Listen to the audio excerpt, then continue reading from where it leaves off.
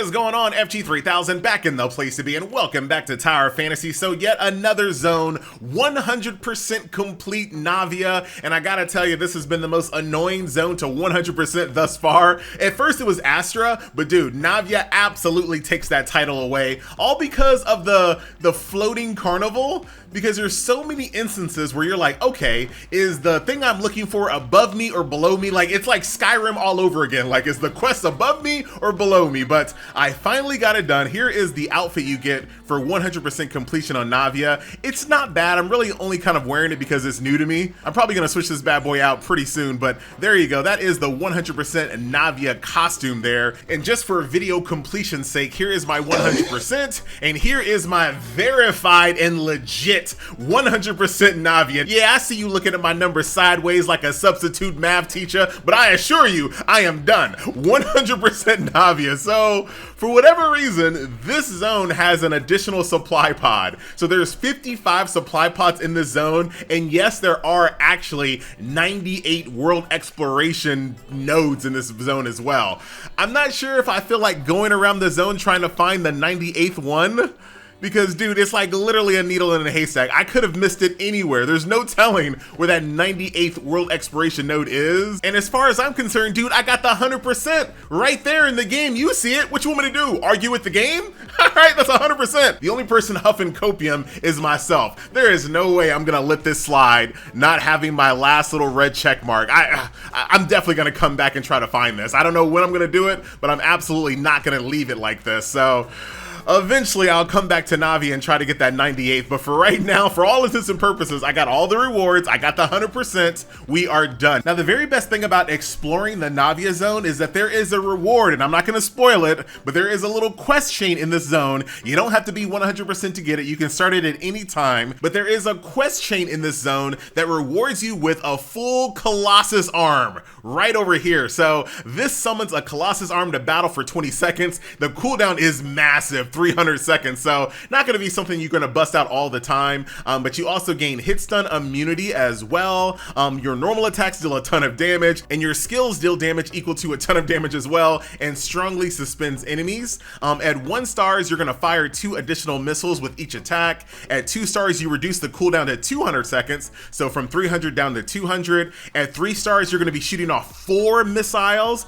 At 4 stars, reduce physical damage received by 2%, cannot use in PvP. And then lastly, at 5 stars, Colossus arms last for 30 seconds as opposed to 20 seconds, and all damage during this duration is reduced by 20%. And obviously, it's a really good time to pick up these Colossus arms from the Navia zone, because right now we have that Executor's training event going on. There's Colossus arms in the shop right here for 2,000 RGB, so you definitely want to get those. That'll get you up to 1 star pretty much instantly, right? And then if you want to get a bunch of shards, you can do so by using the Summer Sea Breeze event. Not highly recommended, but you can get a bunch of these fragments here. These come in quantity of 2, so for right now, for example, 10 remaining, that's 20 more fragments of Colossus arms waiting for me right here. So for me, I could do this, that gets me up to 1 stars, and then I could turn around, go over here to the store a little bit later on, which I'm guaranteed to do, grab the Colossus arms here. I wonder if that's gonna be enough to get me up to 2 stars to reduce the cooldown to 200 seconds. That'd be really nice, because these are a lot of fun to use.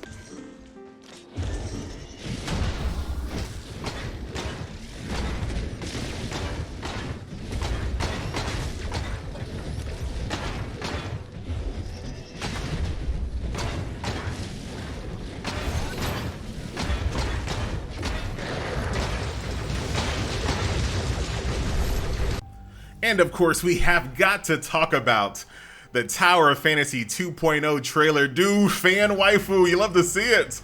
So new continent Vera. So right now, you definitely want to be 100%ing all these old zones. That way you're ready when this one comes out. Legendary world bosses, a new crazy taxi, bootleg Star Wars vehicle. Massive world boss, dude. New characters, new weapons, new landmass. And then Cyberpunk, we get to go inside Mirror City. Dude, this is gonna be hype. Like, this was perfect timing too, because I know a lot of people were like, oh dude, Tower Fantasy's dead now that Genshin 3.0's update's out. Nah, dude, I think they were playing this right. I really do think they were playing this really intelligently. So they knew, right? They're not dumb. They knew a lot of people were gonna go back to Genshin to enjoy the 3.0 update. Like, that was a fact. No matter how good Tower Fantasy was, people were gonna go back to Genshin, and that's because there's just been so much investment into that game. People have been playing that game for a long time, since launch, poured thousands of hours into that game. It's a no-brainer they were gonna go back for 3.0, but this is a really good idea to be like, hey, don't forget, when you run out of content in Genshin, Tower Fantasy 2.0 is probably gonna launch right around that time. So it really feels like Tower Fantasy is kind of looking at this being like, okay, as soon as the honeymoon period of 3.0 kind of wears off and it gets back to kind of like the typical daily grind that Genshin was in prior to this update, that's when I think that Tower Fantasy 2.0 is gonna drop. They're gonna drop the Steam release, the Epic Store release,